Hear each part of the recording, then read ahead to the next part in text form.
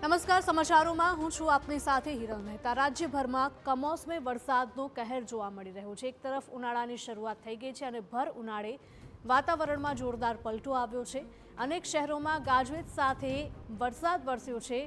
વીજળીના કડાકા ભડાકા સાથે ભારે પવન ફૂંકાયો તો સૌરાષ્ટ્રના કેટલાક શહેરોમાં કરા સાથે કમોસમી વરસાદ ખાબક્યો છે। વાવ થરાદના 8 તાલુકામાં નોંધપાત્ર વરસાદ વરસ્યો છે।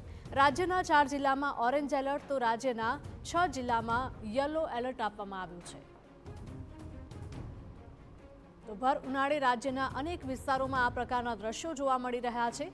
વાતાવરણમાં એકાએક પલટો આવ્યો છે અને ગાજવીજ સાથે વરસાદનું પણ આગમન થયું છે। તો અનેક એવા વિસ્તારો છે કે જ્યાં વાવાઝોડા જેવો માહોલ પણ સર્જાયો છે। અનેક શહેરોમાં ગાજવીજ સાથે વરસાદની શરૂઆત થઈ છે।